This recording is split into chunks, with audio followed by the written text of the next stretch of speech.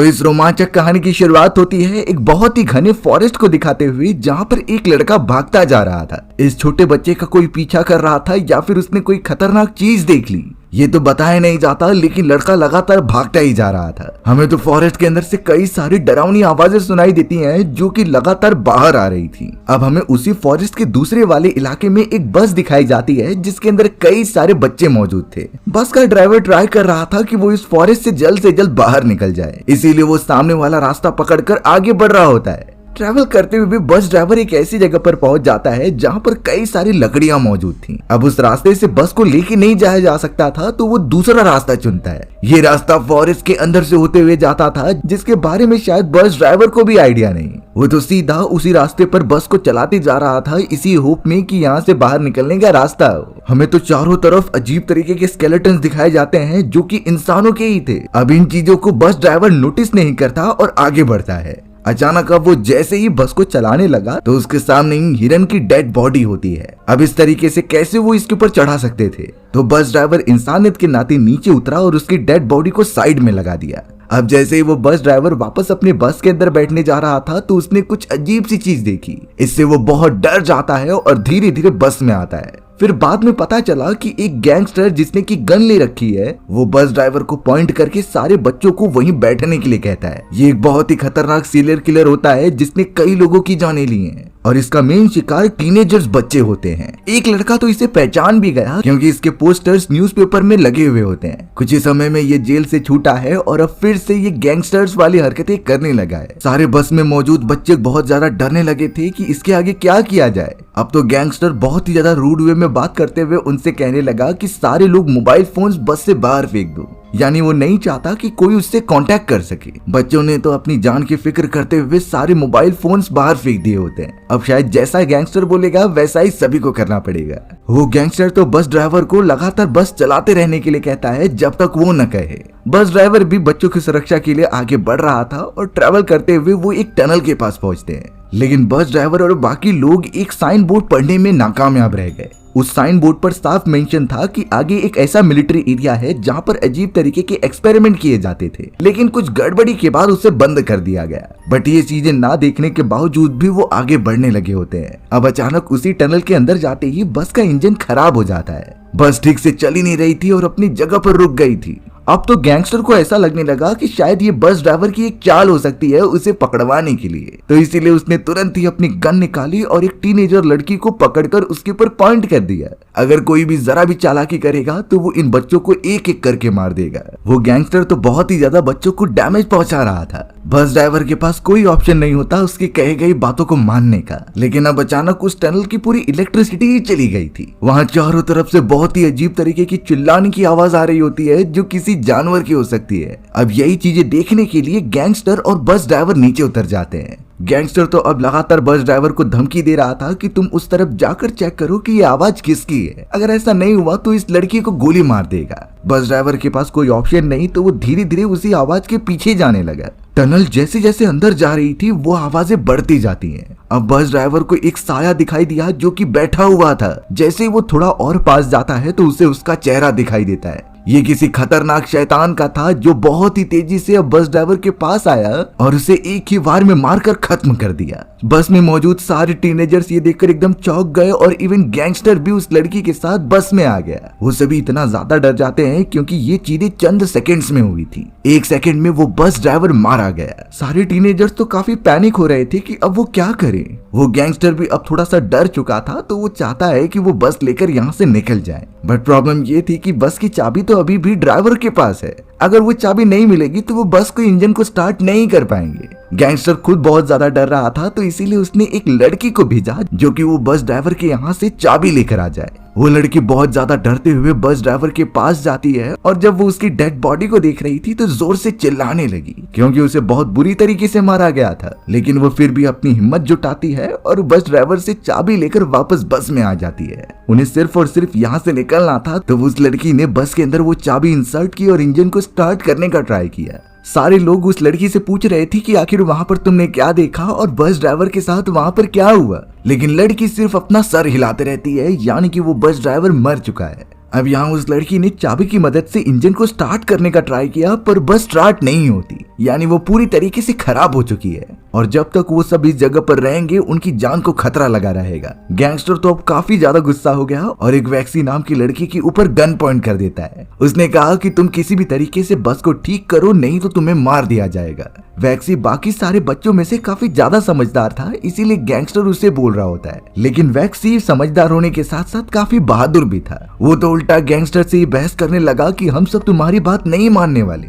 अब इसी मौके का फायदा उठाकर गैंगस्टर के पीछे मौजूद बच्चे उस पर हमला कर देते हैं। वैक्सी ने भी एकदम सही टाइम पर उस गैंगस्टर से वो गन ले ली थी और अब वो गन तो गैंगस्टर के ऊपर ही पॉइंट करके रख देता है। गैंगस्टर तो हंसता जा रहा था क्योंकि उसे पता है कि ये बच्चे गन नहीं चला सकते। किसी को जान से मारने के लिए बहुत हिम्मत चाहिए होती है जो इनके पास नहीं है। अब थोड़ी ही देर के अंदर बस के छत के ऊपर कोई जंप लगाता है। ऐसा लग रहा होता है कि कोई अंदर घुसने की कोशिश कर रहा है। इस झटके के कारण गैंगस्टर फिर से अपने गन को छीन लेता है और अपने हाथ में ले लेता है। वो अब सारे बच्चों को गन पॉइंट पर लेकर उन्हें नीचे बैठने के लिए कह रहा था, जिससे सभी डर गए। बट ऊपर से लगातार आवाज आ रही थी तो गैंगस्टर बाहर देखने चला गया। वो तो चिल्लाते हुए कहता है कि जो भी यहाँ पर है चले जाओ, मेरे पास गन है जिससे मैं शूट कर दूंगा। गैंगस्टर सीधा बस के छत के ऊपर देख रहा होता है, पर अब उसकी आंखें खुल गई। उसने जो भी चीज देखी वो इतनी ज्यादा खतरनाक थी कि वो दंग रह गया। अचानक अब उसी अनजान चीज ने गैंगस्टर पर हमला किया और उसका सर ही अलग कर दिया। बस में मौजूद सारे बच्चे पहली बार उस खतरनाक मॉन्स्टर को अपनी आंखों से देख पा रहे थे।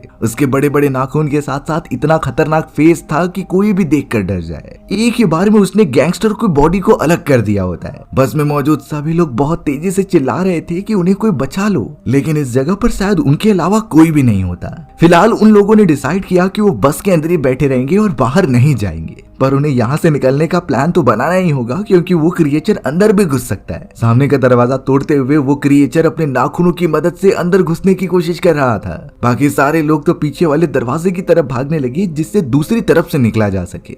थोड़ी देर में ही वो क्रिएचर अंदर घुस गया था, लेकिन एक लड़के ने टॉर्च लाइट ऑन कर दी और उसके फेस पर मारने लगा। रोशनी पड़ने के कारण वो मॉन्स्टर डरने लगा होता है और पीछे हटता है। इससे उन सारे टीनेजर्स को पता चल गया था कि इस क्रिएचर की कमजोरी लाइट है। वो इसी तरीके से अब वहां से बाहर निकलते हैं और दूर भागने लगते हैं, यानी कि एक टॉर्च लाइट ने उन सभी की जान बचा ली होती है। सारे टीनेजर्स इकट्ठा होकर एक डोरवे के पास आए और उसके अंदर चले गए। पता चला कि ये तो एक बहुत ही लंबा चैम्बर है जहाँ से दूसरी तरफ जाया जा सकता है, तो इसीलिए बिना फिक्र किए वो सब आगे बढ़ने लगे। अंदर की तरफ कई सारे मिलिट्री के मैप्स लगे हुए थे जो इस पूरे टनल और चैम्बर्स के बारे में जानकारी शो करते हैं। यानी उन टीनेजर्स को इतना तो पता चल गया था कि ये मिलिट्री का एक प्लेस हुआ करता था, बट शायद किसी रीजन की वजह से इसे बंद कर दिया गया। सभी को पता है कि वो क्रिएचर रोशनी से डरता है, तो अगर वो इस पूरी जगह की इलेक्ट्रिसिटी वापस ला दें तो क्रिएचर आसानी से मर जाएगा और वो सभी यहाँ से बाहर निकल पाएंगे। बट इलेक्ट्रिसिटी ऑन करने के लिए उन्हें एक कंट्रोल पैनल ढूंढना होगा जो इस पूरी जगह के कहीं एक प्लेस पर हो सकता है। तो अब उस जगह का पता लगाने के लिए वो सभी मैप का यूज करने लगे और कंट्रोल सेंटर को लोकेट करते हैं।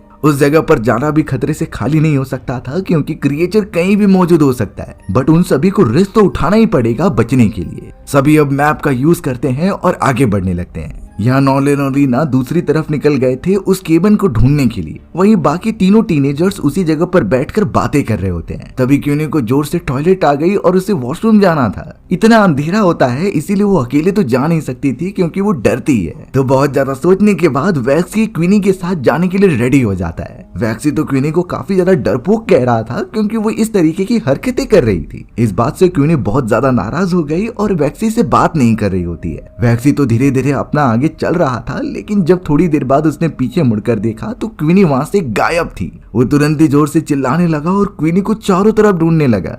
बाकी दोनों साथी भी वहां पर आ चुके होते हैं। वैक्सी ने कहा कि क्वीनी गायब हो चुकी है और हमें उसे ढूंढना होगा, इसीलिए वो हर एक चैम्बर में जाकर चारों तरफ देखने लगे। बहुत मुश्किलों के बाद आखिरकार वैक्सी को क्वीनी मिल जाती है, लेकिन पता चला कि वो खतरनाक क्रिएचर अभी क्वीनी के ऊपर ही मौजूद है। वो तो अपने नुकीले दांतों की मदद से क्वीनी को मारने ही जा रहा था। तभी जियोन नाम का एक लड़का मशाल लेकर आ जाता है और उस क्रिएचर को वहां से भगाता है। रोशनी की वजह से वो क्रिएचर थोड़ा सा डरने लगा था, इसीलिए वो पीछे हो जाता है। इसी मौके का फायदा उठाकर वो सभी क्वीनी को बचा ले रहे थे जो कि अब बेहोश होने की कगार पर थी। उठाते हुए जियान किसी भी तरीके से क्वीनी को दूसरी तरफ लेकर गया। उन्हें यकीन था कि वो इस मशाल की मदद से उस क्रिएचर से बच जाएंगे, पर जियोन ने नोटिस किया कि वैक्सी तो अब उनके साथ है ही नहीं। वो अब कितना आगे आ चुके हैं, यानी कि वैक्सी अब फंस चुका होगा। वैक्सी तो नीचे की तरफ उस क्रिएचर के सामने मौजूद होता है और अब तो उसकी मशाल भी बुझ चुकी थी। क्रिएचर धीरे धीरे वैक्सी के पास आ रहा था उसे काट कर खाने के लिए। वैक्सी इस समय पर कुछ नहीं कर सकता था क्योंकि उसके पास कुछ वेपन भी नहीं होते। उसने इतने करीब से इतना खतरनाक क्रिएचर कभी नहीं देखा होता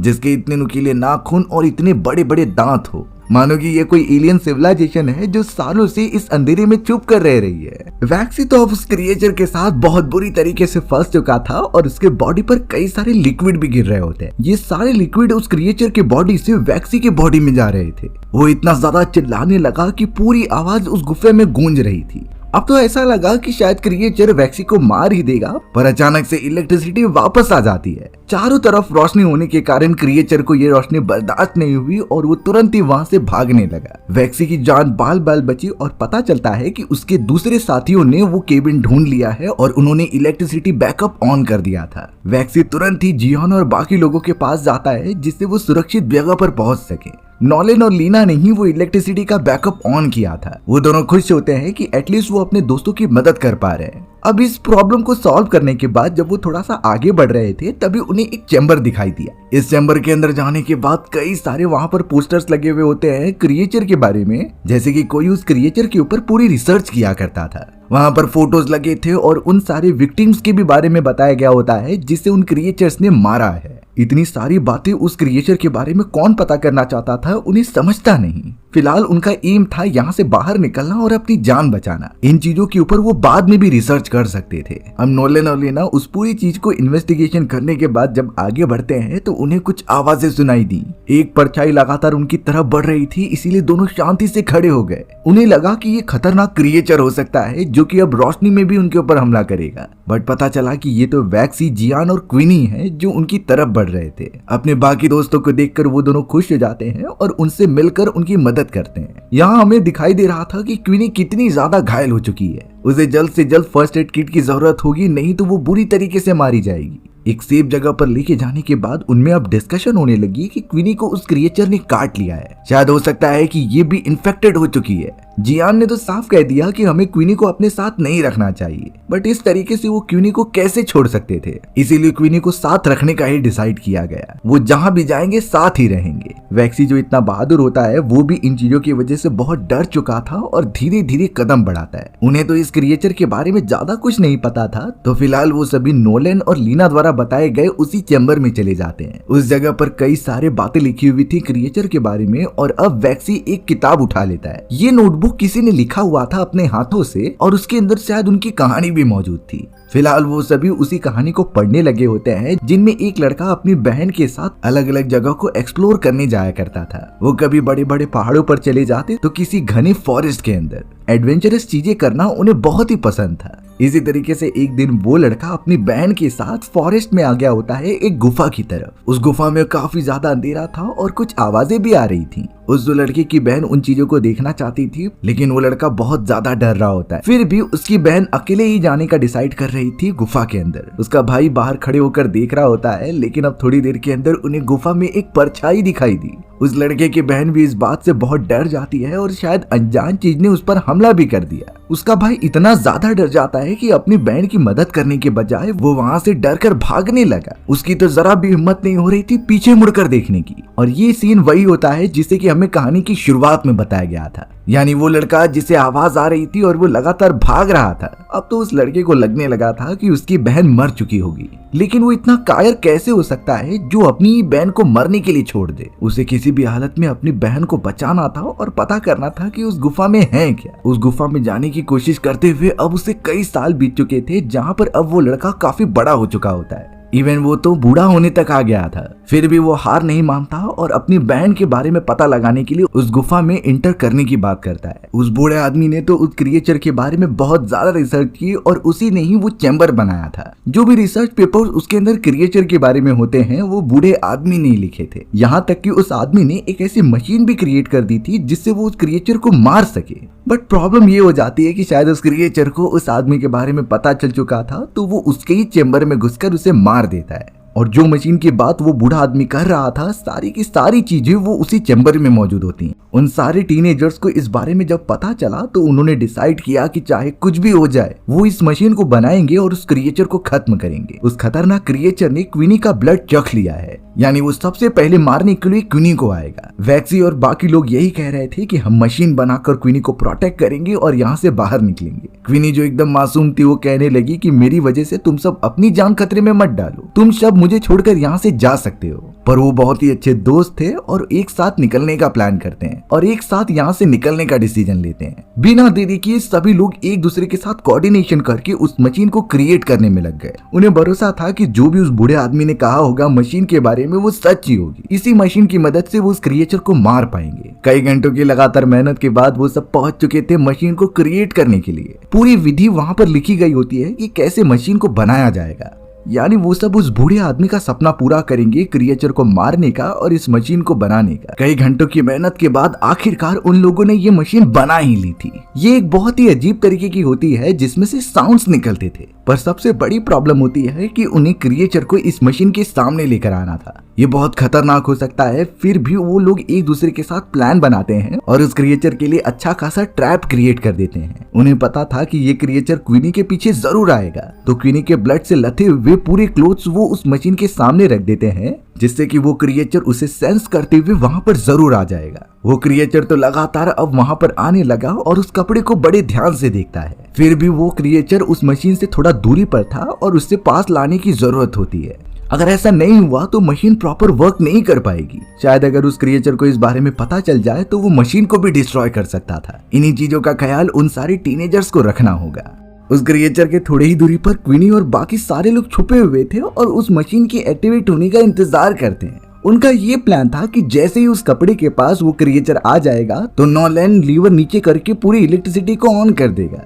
अब बहुत ज्यादा रोशनी होने के कारण क्रिएचर कहीं भाग भी नहीं सकता। उसी मोमेंट पर वो अपनी मशीन को भी ऑन कर देंगे जिससे क्रिएचर मारा जा सके। लेकिन जिस मोमेंट पर नॉलन को लीवर नीचे करना था तभी पता चला कि वो लीवर तो जैम हो चुका है। इस तरीके से तो वो क्रिएचर को बिल्कुल नहीं रोक सकते और वो बहुत क्लोज पहुंच चुका था क्वीनी और लीना के। थोड़ी सी देरी और क्रिएचर उन दोनों को ही खत्म कर देगा। वैक्सी भी कुछ समझ नहीं पा रहा था, इसीलिए वो नॉलन की जाकर मदद करता है और किसी भी तरीके से लीवर को नीचे खींचता है। इतना एफर्ट लगाने के बाद आखिरकार इलेक्ट्रिसिटी आ गई थी। चारों तरफ रोशनी होने के कारण अब वो क्रिएचर बहुत ही डरने लगा और पीछे हट जाता है। अब तो मशीन को भी एक्टिवेट कर दिया गया था जिसमें कई सारे साउंड्स और वाइब्रेशन निकल रहे होते हैं। यही वाइब्रेशन उस क्रिएचर को इरिटेट कर दे रहे थे और वो काफी कमजोर पड़ गया था। मौके का फायदा उठाकर लीना और क्वीनी वहां से बाहर निकलते हैं और सीधा गुफा के दूसरी तरफ भागते हैं। क्वीनी और लीना तो बाकी लोगों को भी समझा रहे थे कि हमें यहाँ से निकलना चाहिए। इस क्रिएचर से जितना लड़ेंगे उतना हमारी जान को खतरा होगा। उस क्रिएचर ने क्वीनी का ब्लड टेस्ट कर लिया था तो सबसे पहले वो क्वीनी को ही मारना चाहता है, तो इसीलिए वो रोशनी से भी निकलते हुए अब सीधा क्वीनी के पीछे भाग रहा होता है। उन्हें पता भी नहीं कि आखिरकार ये सब कहाँ जा रहे हैं। अच्छी बात तो ये हो गई कि लीना और क्वीनी को बाहर निकलने का एक रास्ता दिखाई देने लगा। वहां से रोशनी आ रही थी जिसके दूसरी तरफ वो क्रिएचर नहीं जा सकता। अब यहाँ वैक्सी और उसके बाकी मेल फ्रेंड्स को वहां से निकलना होगा, नहीं तो अगर ये क्रिएचर के रास्ते में आएंगे तो वो उन्हें डैमेज पहुंचा सकता था। जियान बड़ी बहादुरी दिखाता है और एक नुकीले वेपन की मदद से उस क्रिएचर की बॉडी पर हमला कर देता है, पर इससे उस क्रिएचर को ज्यादा नुकसान नहीं हुआ था। वो तो अभी भी क्वीनी के पास ही बढ़ रहा होता है, पर पीछे की तरफ से अब वैक्सी, नोलन और जियान आग की मशाल लेकर तुरंत ही क्रिएचर के पास आते हैं। क्रिएचर शायद उन्हें देख नहीं पा रहा था। तुरंत ही उन लोगों ने जलती हुई मशाल उसके पूरी बॉडी पर लगा दी। देखते ही देखते वो क्रिएचर पूरा जलने लगा था और अब तो रोशनी भी बढ़ चुकी होती है, यानी उसकी शक्तियों से लेकर सारी एबिलिटी खत्म हो चुकी है। वो सारे टीनेजर्स एक साथ रीयूनाइट हो जाते हैं और क्रिएचर को मरते हुए देखते हैं। उन्हें बहुत अच्छा लग रहा था कि एक साथ कोऑर्डिनेट करने के कारण वो सब बच भी गए और एक बहुत ही बड़े खतरे को भी टाल दिया। शायद अब ये क्रिएचर कभी आने वाले लोगों को परेशान नहीं कर पाएगा। सभी वहां से एक अजीब सा एक्सपीरियंस लेकर जाने लगते हैं जहां उनकी जान भी खतरे में पड़ गई थी। क्वीनी का जब इलाज होगा तो वो भी पूरी तरीके से ठीक हो जाएगी। सारे टीनेजर्स वहां से निकलते तो हैं, लेकिन उनके चेहरे पर एकदम उदासी का माहौल छाया था। वो तो अपने बस ड्राइवर को याद कर रहे थे जिसने की बहुत अच्छी बात कही होती है। वो हमेशा कहता था कि तुम्हारी हिम्मत ही तुम्हें आगे बढ़ाएगी और हर मुश्किलों से लड़ने की एबिलिटी देगी। आज उन सारे टीनेजर्स के अंदर मौजूद एकता और हिम्मत ने ही उनकी जान बचाई है, वरना वो क्रिएचर तो एक एक करके सभी को मारने ही वाला था। ऊपर से उन लोगों ने क्रिएचर को खत्म करके उस बूढ़े आदमी का भी सपना पूरा कर दिया है। भले ही वो बूढ़ा आदमी अपनी बहन को नहीं बचा पाया था, पर वो चाहता था कि आगे आने वाला कोई भी ट्रेवलर इस क्रिएचर की वजह से अपनी जान ना गवा बैठे। और वही काम इन सारे बहादुर टीनेजर्स ने कर दिखाया था। शायद अब इन सारे टीनेजर्स की थिंकिंग एकदम से चेंज हो चुकी होगी। भले ही उनकी जान खतरे में थी, पर वो अपने साथ बहुत ही एडवेंचर वाली चीजें लेकर जा रहे हैं। और अब हमारी भी कहानी इसी तरीके से यहीं पर खत्म हो गई। सो व्यूअर्स, आपको ये स्टोरी कैसी लगी कमेंट सेक्शन में बताना भूलना मत। और अगर आपको मेरा एक्सप्लेनेशन 1% भी अच्छा लगा होगा ना, तो वीडियो को लाइक एंड चैनल को सब्सक्राइब जरूर कर देना। मिलते हैं इसी तरीके की मजेदार और अमेजिंग वीडियोस में, तब तक के लिए बाय बाय।